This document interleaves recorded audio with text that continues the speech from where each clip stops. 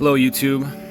I made this video for two reasons. Firstly, to speak to SCOTUS publicly for all the world to see and hear. And secondly, to encourage all of you watching this video to write your own letters to SCOTUS and to your representatives in support of the Constitution, specifically the Second Amendment.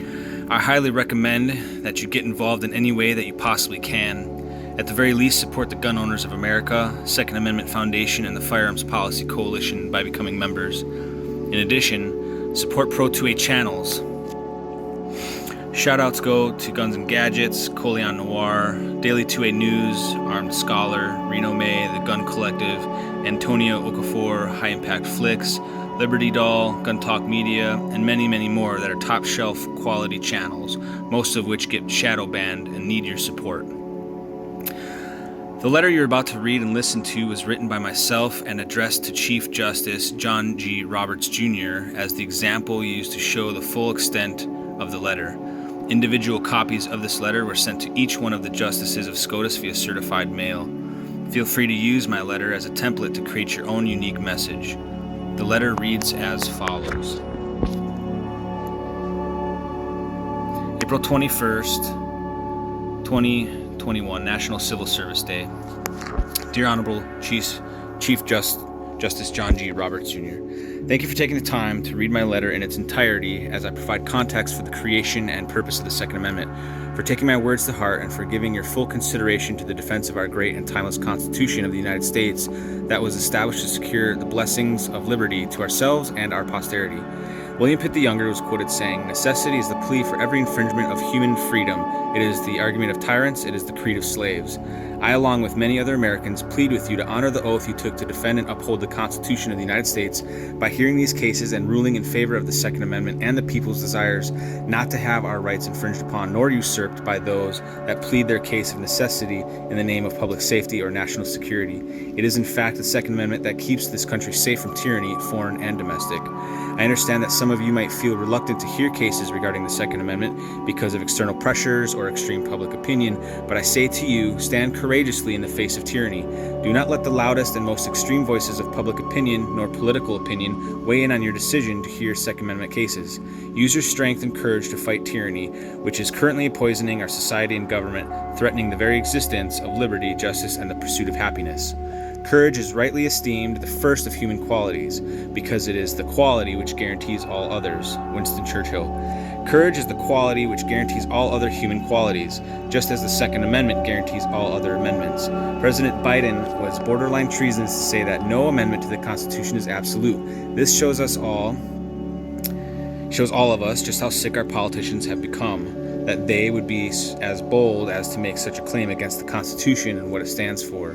Please, sell not liberty to purchase power, because those who give up essential liberty to purchase a little temporary safety deserve neither liberty nor safety. Benjamin Franklin. With much deserved respect, if you rightly decide to hear Second Amendment cases, I encourage you not to play politics with our God-given rights that are guaranteed by the Constitution. A Constitution that you swore an oath to uphold and defend. Do not fall victim to the activist judgmentality who makes judgments based on opinions, emotions, or the influences of others, but rather by the rule of law as defined by the Constitution of the United States. The Supreme Court, of course, has the responsibility of ensuring that our government never oversteps its proper bounds, or violates the rights of the individuals. But the court must also recognize the limits on itself and respect the choices made by the American people. Justice Elena Kagan. We the people wish not to have our rights usurped by our politicians nor the lower courts. If we allow our politicians and the lower courts to dismantle the Constitution, especially the Second Amendment, we open ourselves up to the great possibility of unchecked tyranny. The Second Amendment is our only defense to protect our God-given rights and as guaranteed and codified by the Constitution. To preserve liberty is essential that the whole body of the people always possess arms and be taught alike, especially when young, how to use them. Richard Henry Lee. We the people do not consent to the usurpation of our Second Amendment right any longer. Let me repeat that because it's very important. We the people do not consent to the usurpation of our Second Amendment right any longer. What country can preserve its liberties if their rulers are not warned from time to time that their people preserve the spirit of resistance? Let them take arms. The remedy is to set them right as to facts, pardon, and pacify them. What signify a few lives lost in a century or two? The tree of liberty must be refreshed from time to time with the blood of patriots and tyrants. It's its natural manure. Thomas Jefferson to William Stephen Smith. Please choose to be on the right side of history. Hear these cases in defense of the Constitution, especially the Second Amendment. We the people need you to correct the immoral and unconstitutional wrongdoings of our politicians and the lower courts that have infringed upon and usurped our Second Amendment right. The Supremacy Clause of the Constitution of the United States, Article 6, Clause 2, establishes that the Constitution, federal laws made pursuant to it, and treaties made under its authority constitute the supreme law of the land. Judges and justices must rule based on these basic truths. To further clarify, Marbury v. Madison 1803 states that all laws which are repugnant to the Constitution are null and void. Furthermore, every law consistent with the Constitution will have been made in pursuance of the powers granted by it. Every usurpation or law repugnant to it cannot have been made in pursuance of its power. JFK referred to this in one of his speeches. As you know, this means that the right of the people to keep and bear arms shall not be infringed. There it is again, shall not be infringed. Not in the local courts, not in the state courts, not in the Court of Appeals, and certainly not in the Supreme Court of the United States. This God-given right that is not to be infringed upon rightfully includes the right to openly carry firearms in public, just as our founding fathers had intended. A strong body makes the mind strong. As to the species of exercise, I advise the gun. While this gives moderate exercise to the body, it gives boldness, enterprise, and independence to the mind. Games played with the ball and others of that nature are too violent for the body and stamp no character on the mind.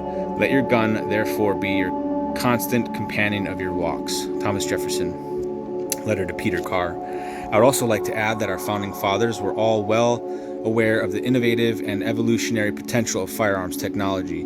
The Continental Congress during the Revolutionary War sought to contract repeating flintlock muskets that were essentially the fully automatic weapon of their time. This repeating flintlock was capable of firing as many as 16 consecutive shots in as little as 20 seconds. The history of Joseph Belton, an inventor and gunsmith from Philadelphia, and his correspondence with the Continental Congress proves this fact.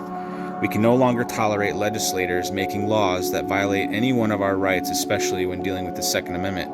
The separation of powers was written in the Constitution to prevent tyranny and oppression, of which will be our demise if gun control continues to pass legislation and the courts. Just as the German government turned to tyranny, so may the United States of America if we allow it. Adolf Hitler was quoted saying, "The most foolish mistake we could possibly make would be to allow the subject races to possess arms. History shows that the conquerors who have allowed their subject races to carry arms have prepared their own downfall by doing so." In an address to the Virginia Ratifying Convention in 1788, George Mason wrote, "When the resolution of enslaving America was formed in Great Britain, the British Parliament was advised by an artful man, Sir William Keith, who was governor of Pennsylvania, to disarm the people, that it was the best and most effectual way to enslave them, but that they should not do it openly, but to weaken them and let them sink gradually by totally diffusing and neglecting the militia." So you see, this is exactly what is being attempted today by Marxist corrupted politicians. However, our Second Amendment right is not to be interpreted as such to allow any infringements upon it whatsoever, especially to the degree that we are no longer able to defend ourselves from tyranny, even from within our own government. And that the said Constitution be never construed to authorize Congress to infringe the just liberty of the press or the rights of the conscience, or to prevent the people of the United States, who are peaceable citizens, from keeping their own arms, or to raise standing armies unless necessary for the defense of the United States, or of some one or more of them, or to prevent the people from petitioning in a peaceable and orderly manner the federal legislature for a redress of grievances, or to subject the people to unreasonable searches and seizures of their persons, papers, and possessions. Samuel Adams. The Swiss politician theorist Jean-Jacques Rousseau warned that there is a strong tendency for members of the government to usurp the sovereign power in order to pursue their own private interests, leading to tyranny. First, when the prince ceases to administer the state in accordance with the laws and usurps the sovereign power, a remarkable change then occurs. not the government, but the state undergoes contraction, I mean that the great state is dissolved and another is formed within it, composed solely of the members of the government, which becomes for the rest of the people merely master and tyrant, so that the moment the government usurps the sovereignty, the social compact is broken, and all private citizens recover by right their natural liberty and are forced but not bound to obey. Our founding fathers spoke quite clearly and openly about the people's right to keep and bear arms, even to carry arms in public wherever we go. They spoke of the Second Amendment as being the only guard we will ever have against tyranny and to remain vigilant at all times in defense of the Constitution and of liberty. Again, we the people plead with you and your fellow justices to hear these cases regarding our Second Amendment rights and to be for and in defense of them and that of the Constitution. Please honor your oath to defend the Constitution of the United States by hearing these cases and ruling in favor of the Second Amendment and the people's desire not to have their rights infringed upon nor usurped. The right of self-defense never ceases. It is among the most sacred and alike necessary to nations and to individuals. James Monroe. Second Annual Message to Congress. In closing, I hope my words have made clearer the purpose for the Second Amendment and the Constitution as a whole, that it is timeless with no expiration date, and that it was established to secure the blessings of liberty to ourselves and our posterity. In addition to the quotes already mentioned above, the following quotes are from our founding fathers that provide further context for the purpose of the Second Amendment. May these quotes ignite a spark of liberty and justice in your soul, so that it is known in your heart that the right choice to make is to hear these Second Amendment cases, to uphold and defend it, and the Constitution as it was intended to be upheld and defended, especially the Second Amendment. May Heavenly Father bless you and guide you always. On every occasion of the constitutional interpretation, let us carry ourselves back to the time when the Constitution was adopted. Recollect the spirit manifested in the debates, and instead of trying to force what meaning may be squeezed out of the text or invented against it, instead let us conform to the probable one in which it was passed. Thomas Jefferson. To letter William Johnson. The laws that forbid the carrying of arms are laws of such a nature. They disarm only those who are neither inclined nor determined to commit crimes. Such laws make things worse for the assaulted and better for the assailants. They serve rather to encourage than to prevent homicides, for an unarmed man may be attacked with greater confidence than an armed man. Thomas Jefferson. Excuse me. The right of the citizens to keep and bear arms has justly been considered as the palladium of the liberties of a republic, since it offers a strong moral check against the usurpation and arbitrary power of rulers, and will generally, even if these are successful in the first instance, enable the people to resist and triumph over them. Justice Joseph Story.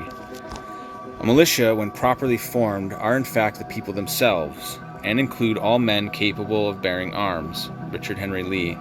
For a people who are free and who mean to remain so, a well-organized and armed militia is their best security. Thomas Jefferson.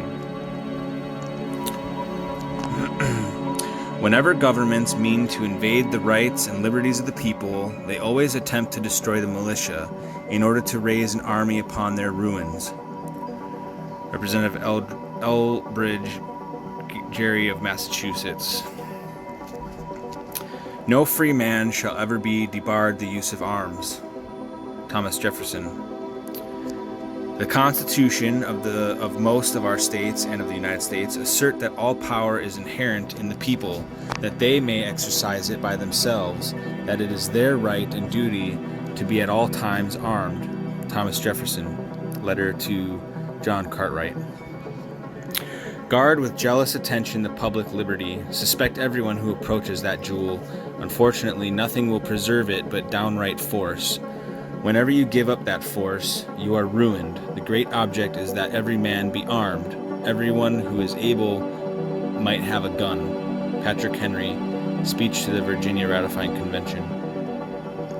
If circumstances should at any time oblige the government to form an army of any magnitude, that army can never be formidable to the liberties of the people while there is a large body of citizens, little, if at all, inferior to them in discipline and the use of arms, who stand ready to defend their own rights and those of their fellow citizens. This appears to me the only substitute that can be devised for a standing army and the best possible security against it, if it should exist. Alexander Hamilton. I prefer dangerous freedom over peaceful slavery. Thomas Jefferson, letter to James Madison. And that concludes my letter to SCOTUS. I hope you enjoyed listening and reading along to this letter. And again, I encourage you to get involved. Please reach out to SCOTUS and your representatives, and let's continue the fight. Pray that God be with you and guide you always.